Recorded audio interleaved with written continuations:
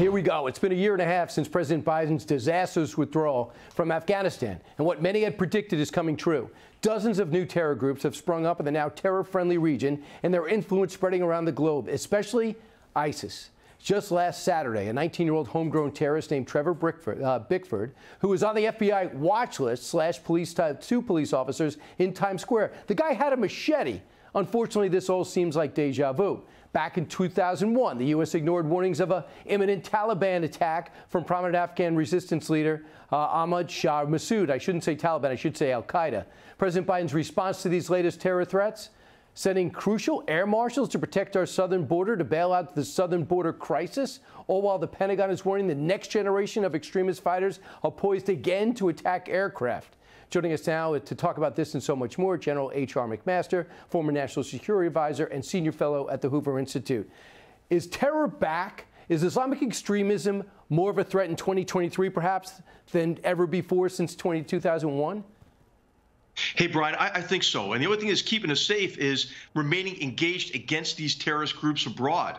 I mean, you might remember right before the complete pullout from Iraq in 2010, President Obama said al-Qaeda is a shadow of its former self.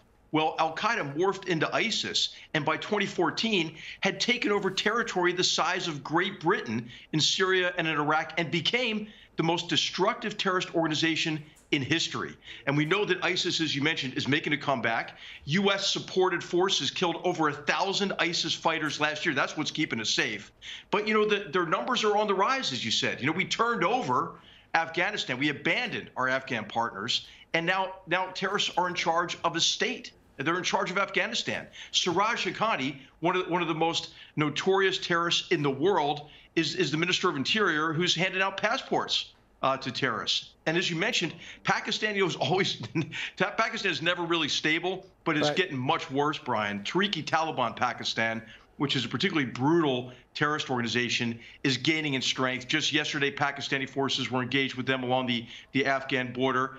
And, you know, these groups, when they have a perception of success, like in Afghanistan, the victory for the Taliban was a victory for ISIS, was a victory for all these terrorist organizations who, as you mentioned, are recruiting young, impressionable, often disaffected youth to the cause. There was an attack in Egypt, ISIS. There was an attack in Kabul, ISIS. This guy Trevor says he was radicalized online from ISIS. We'll keep an eye on that, and we'll keep the word out. Let's talk about Ukraine if we can. Are you buying that Vladimir Putin wants a Orthodox Christmas 36-hour pause in action? No, what he wants a pause in action so he can try to refit and to try to strengthen his forces, which have been targeted very effectively by the longer-range systems that the Ukrainians are now employing. You saw the recent strike on a Russian barracks with some of these new, these new recruits, or those who have been pressed into service. Killed probably hundreds of them, wounded many more, and so I think he's reeling, and what he wants is a break so he can reconstitute some of that combat capability. Right now, we understand Ukraine has got the HIMARS being effective. They were able to blow up barracks, killed as many as 400 soldiers. The big difference is Ukraine goes for troops and military sites. They kidnap children and go for infrastructure, and they go for civilians. We'll just put up a map right now of everything that Ukraine has taken back. 6 months from now, if the fighting continues, how much blue, which means areas taken back by Ukraine that Russia stole, how much more blue will be on that map?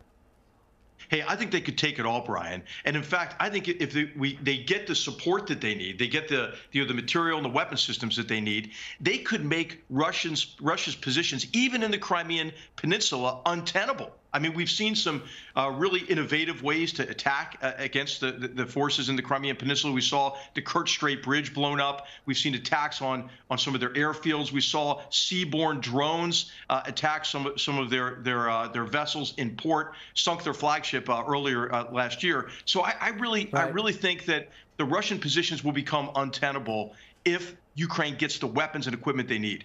Last question. We're still slow rolling this stuff.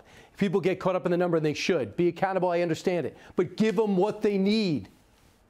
Right. Hey, how about just two objectives, Brian? Let's think like at a higher level. Objective one, stop the Russians from being able to target innocent civilians and commit murder of innocents, as well as Ukrainian infrastructure. Right. So give the range of weapons systems needed for that protection. And then second, give the Ukrainians what they need to sustain a counteroffensive.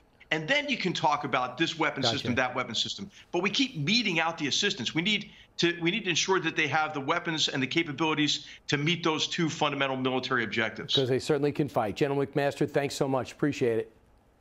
Hey, great to be with you, Brian. Always. Hey, Sean Hannity here. Hey, click here to subscribe to Fox News YouTube page and catch our hottest interviews and most compelling analysis. You will not get it anywhere else.